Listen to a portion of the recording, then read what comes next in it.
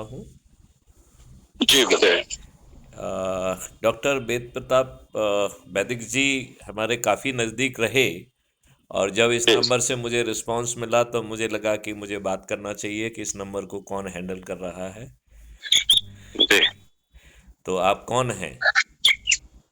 मैं उनके ऑफिस से बोल रहा हूँ। अभी तो नंबर मेरे पास है। वैसे ये नंबर उनके बेटी है अपर्णा वैदिक और बेटे सुपर्ण वैदिक, उनके पास रहता है वैसे नंबर।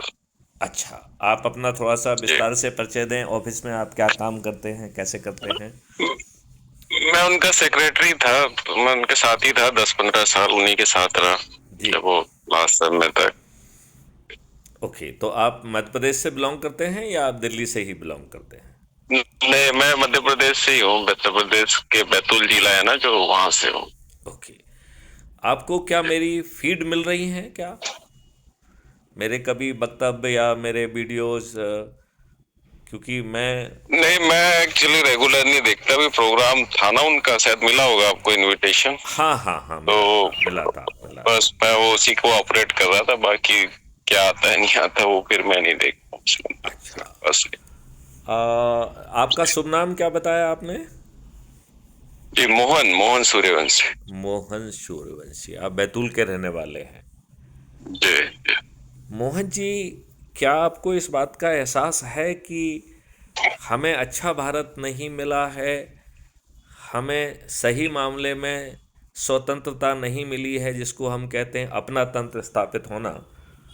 अभी भी जी हमारे ऊपर अंग्रेज़ों के ही वही नियम कानून, जो अंग्रेज़ों ने जी भारतीयों में हीन भावना पैदा करने के लिए, उनके मनोबल को तोड़ने के लिए, और जगह जगह पे उनको अपमानित करने के लिए, उत्पीड़ित करने के लिए, शोषित करने के लिए जो प्रशासनिक एवं न्यायिक प्रक्रिया उन्होंने बनाई थी, ये लज्जा जी और दुर्भाग्य का विषय है कि हमने अपने नए 3 कानून बनाए, लेकिन जी। उसमें उनकी आत्मा नहीं बदली। It is old wine in new bottle. अच्छा। वैसे ही भी जो नए कानून बनाए हैं। वो नए कानून में आप देखेंगे पुराना सेक्शन ये था, अब नया सेक्शन ये है। So it is old wine in new bottle. जो थोड़े बहुत अच्छा। चेंजेस किए वो आवश्यक थे, लेकिन दे जी। Are more cosmetic in nature.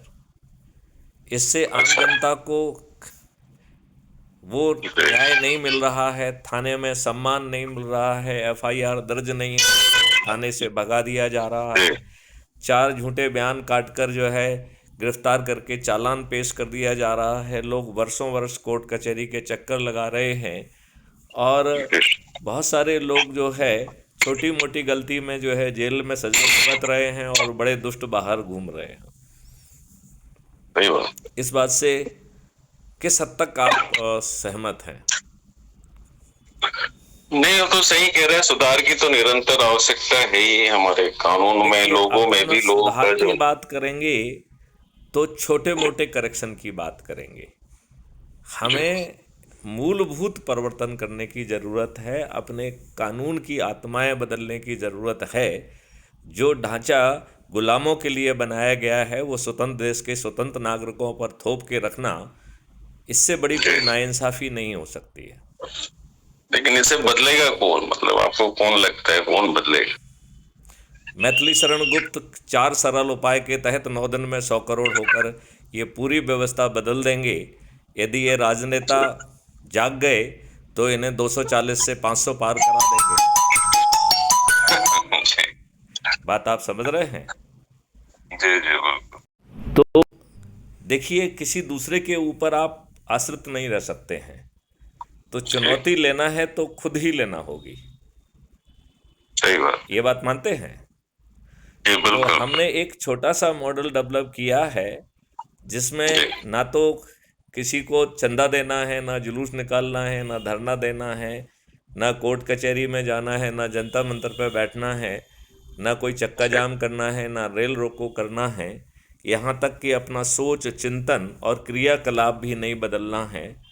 4 सरल उपाय के तहत यदि वो जो है जुड़ते हैं तो जी हम 9 दिन में 100 करोड़ हो जाएंगे, और जी हमें एक ऐसा अद्भुत भारत मिल जाएगा जहां बटन दबाएंगे तो एक वेल ट्रेंड व्यक्ति आपके घर पहुंचेगा, वो आपकी एफआईआर दर्ज करेगा।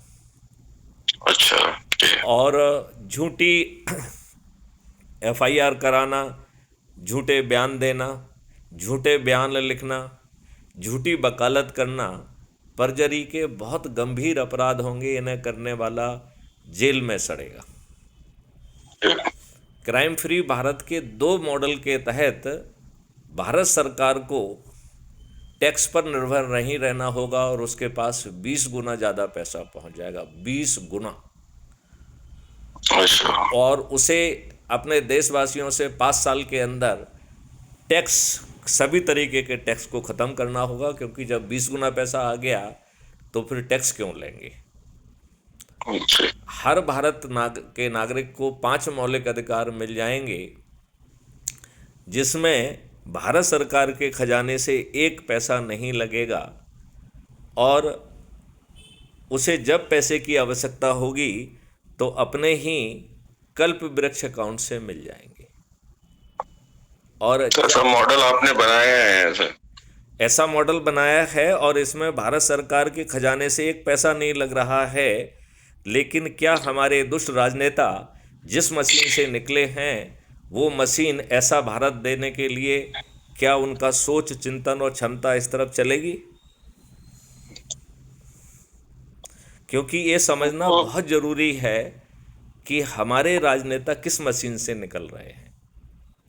तो हमारे राजनेता, सभी राजनीतिक पार्टियां जाति के आधार पर, धर्म के आधार पर, संप्रदाय के आधार पर और संकीर्ण राजनीति के आधार पर उम्मीदवारों का चयन करती हैं कि नहीं करती हैं?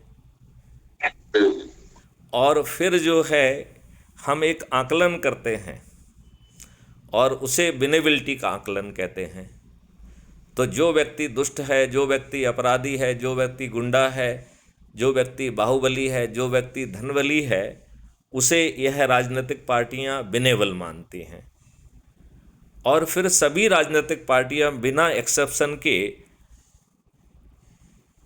एक षड्यंत्रकारी जो है रणनीति को अपनाती हैं, जिसके तहत वो फ्री भी बांटती हैं, दारू बांटती हैं, साड़ी बांटती हैं, पैसे बांटती हैं, मुर्गे बांटती हैं और गरीबों के वोटों को खरीदती हैं। और जिनके वोट खरीदती हैं उन्हें रिप्रेजेंट नहीं करती हैं।